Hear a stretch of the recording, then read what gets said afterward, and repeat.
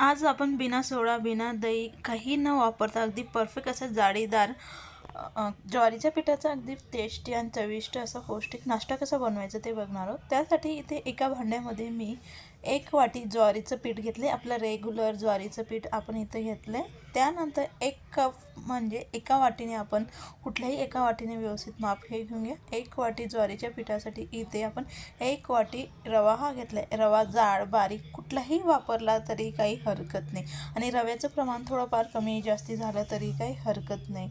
तर लगेच आपण याच्यामध्ये अगदी थोडं थोडं पाणी घालत याचं बॅटर हे तयार करून घेणार आहोत. आता आपल्याला बॅटर बनवण्यासाठी अगदी योग्य प्रमाणात असं पाणी वापरायचं आहे, जेणेकरून आपलं बॅटर जे आहे अगदी घट्ट किंवा पातळ न होता अगदी परफेक्ट असं जर आपलं बॅटर राहील तर अगदी छान कुरकुरीत असा आपला नाश्ता हा तयार होईल. तर यात मी ज्या आपण वाटीने ज्वारीचं पीठ आणि रवा मोजून घेतला तर बरोबर त्याच वाटीने 1 वाटी सर्वात प्रथम मी पाणी हे घातले. आपलं रूम टेम्परेचर पाणी आपण घालणार आहोत. अजिबात गार किंवा गरम पाणी घालण्याची गरज नाही. नॉर्मल पाणी घालून आपण हे बॅटर तयार करून घेणार. सर्वात प्रथम आपण इथं 1 वाटी पाणी घातलं होतं, त्यानंतर त्याच वाटीने बरोबर अर्धा वाटी आपण यामध्ये पाणी घातले. 2 वाटी साहित्यासाठी इथे बरोबर मी 1.5 वाटी पाणी हे आता घातलं आहे. आता आपण चमच्याच्या सहाय्याने याला व्यवस्थित मिक्स करून घेऊया, जेणेकरून ज्या पिठाच्या गोटोळ्या असतील त्या मोडून अगदी प्लेन असं आपलं अगदी छान परफेक्ट असं बॅटर हे तयार होईल. नक्की तुम्ही ह्या पद्धतीचा नाश्ता बनवून बघा. अगदी 5 मिनटात. नाही दही वापरायची गरज, सोडा, इनो कुठलाही आपण सायट्रिक ॲसिड न वापरता अगदी छान असा परफेक्ट जाळीदार पौष्टिक असा आपण नाश्ता हा बनवणार आहोत. तर ह्या पद्धतीने आपलं आता बॅटर हे तयार झाले. अशा पद्धतीचं आपलं बॅटर हे तयार करून घ्यायचं. नेहमी आपण भजींसाठी बॅटर तयार करतो अगदी परफेक्ट तसंच बॅटर याच्यासाठी तयार करून घ्यायचं. लगेच आपण याच्यामध्ये चवीनुसार मीठ हे घातलं आहे. त्यानंतर त्याला व्यवस्थित मिक्स करून घेऊया. आपण यामध्ये थोडासा म्हणजे आपण रवा घातला आहे म्हणून थोडं पातळ जरी झालं तरी काय हरकत नाही. रवा हे थोडंसं पाणी हे ॲब्झॉर्ब करून घेईन.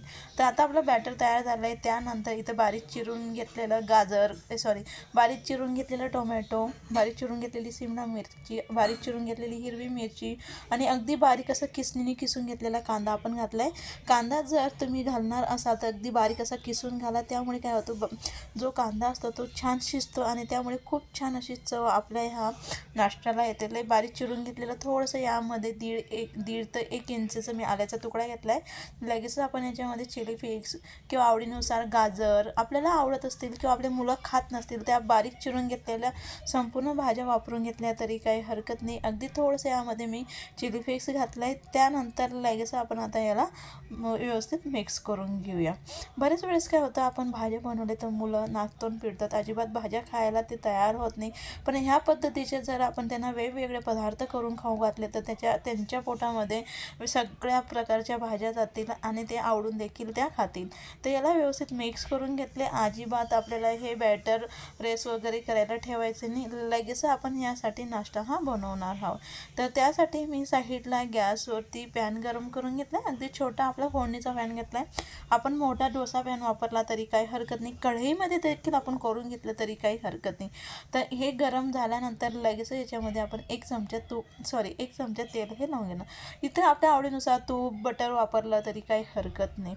तर व्यवस्थित आपण पसरून घेतलं आहे तेल. या पद्धतीने चारही बाजूने व्यवस्थित तेल लावून घेतलं. यामुळे काय होईल, जो आपण आता पदार्थ बनवतो आहे तो खूप छान कुरकुरीत तयार होईल. यासाठी आपण इथं तेल हे लावत आहोत. लगेच आपण बनवून घेतलेलं बॅटर यामध्ये टाकून घेऊया.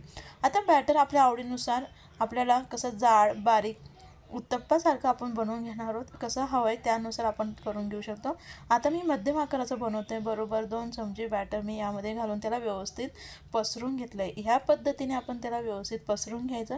एकसारखं अगदी छान पसरून घेतलं आहे. तुम्ही वरून पुन्हा आणखी लाल तिखट किंवा काळे मिरे पावडर, कोथिंबीर आपल्या आवडीनुसार आपण पुन्हा आणखी थोडेफार चेंजेस करून घेतले तरी काही हरकत नाही.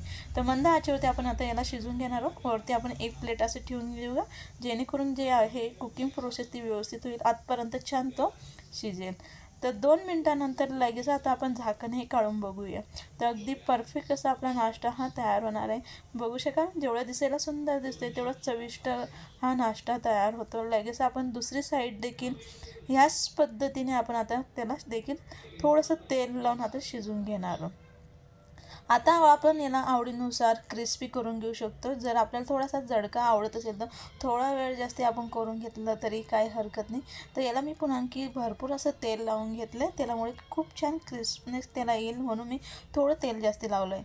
तर लगेच याच्यावरती पुन्हा आपण झाकण ठेवून घेऊया आणि पुन्हा दुसरी साईड देखील आपण त्याला 2 मिनटावर शेकून घेणार. तर 2 मिनटावर मी दुसरी बाजू देखील भाजून घेतली.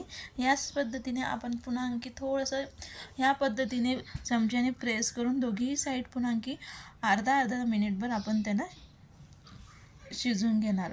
तर ह्या पद्धतीने अगदी परफेक्ट असा आपला आपण ज्वारीच्या पिठीचा उत्तप्पा म्हणून घेऊ शकतो. अगदी परफेक्ट असं तयार झालं आहे. नक्की तुम्ही एक वेळेस बनवून बघा, नेहमी करून खाल याची मी तुम्हाला गॅरंटी देते. एवढा टेस्टी छान असा आपला हा चविष्ट हेल्दी ज्वारीच्या पिठाचा उत्तप्पा हा तयार होतो.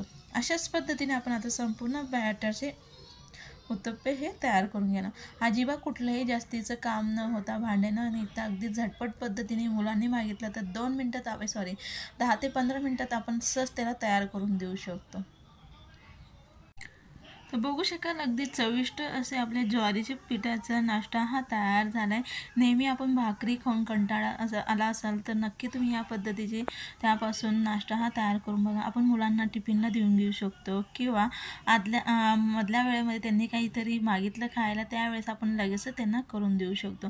याला आपण दह्यासोबत, सॉससोबत किंवा वेगवेगळ्या चटणींसोबत अगदी सहज आणि असं देखील खाल्लं तरी देखील अगदी छान